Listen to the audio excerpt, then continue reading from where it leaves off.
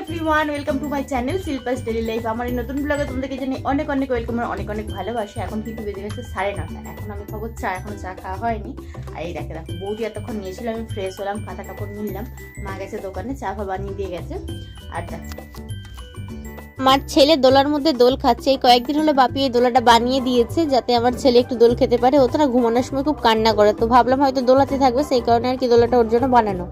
আর দেখো মা এখানে চাটা বানিয়ে রেখে দিয়েছে, ভাবলাম একটু গরম করতে বসিয়ে দিই। এই যে গতকালকে বলেছিলাম না যে মা একটু লুচি বানিয়েছে, এই লুচিটা খাইনি, মুড়ি খেয়েছিলাম, তো লুচিটা বেঁচে গিয়েছিল। সকালবেলা দেখো বাসি চায়ের সাথে খেয়ে নিচ্ছি। রাত্রিতে টাটকা লুচি সেটা খেতে ভালো লাগে না, বাট যখনই লুচিটা বাসি হয়ে যায় তখন কিন্তু চায়ের সাথে খেতে ভালো লাগে।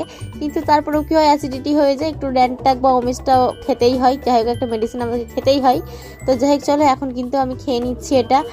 আর দেখো আজকে হবে মাংস, তো বোন মাংসটা কষাচ্ছিল, ভাবলাম এক পিস মাংস নিয়ে দিয়ে একটু অল্প করে মুড়ি খাই, তো সেটাই খাচ্ছিলাম।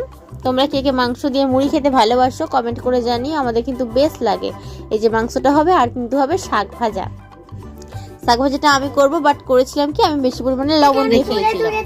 দেখো রায় সোনা হচ্ছে আজকে গেছিল বাজারে, ও নাকটা ফুটিয়ে এসেছে, আর দেখো দই কিনে নিয়ে এসেছে, দিয়ে আবার আমাদেরকে দিতে এসেছে। আমরা কিন্তু চাইনি, ও নিজে নিজেই দিতে এসেছে, তাই না? মানে এটা টক দই না মিষ্টি দই? মিষ্টি দই।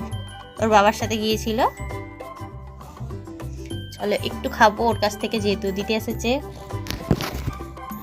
দেখো আমাদের বেশ অনেকগুলোই মেনু হয়েছে। এখানে হচ্ছে আলু ভাজা, শাক ভাজা, পেঁপে সেদ্ধ, ডাল, আবার কিন্তু মাংসটা কষা কষা করে বানানো হয়েছে।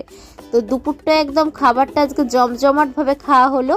এরপরে কিন্তু আমি চলে গেছিলাম পরের দিনে আমার শ্বশুর বাড়িতে, ছেলেকে নিয়ে একটু গিয়েছিলাম বর আসতে, যে বড় নিয়ে গেছিলো আর কি, যাতে আমার ছেলে একটু থাকে কিনা তা দেখবো বলে। গিয়ে দেখছি যে আমার আর বিছানার এরকম অবস্থা, জামা কাপড়ে ভর্তি রয়েছে।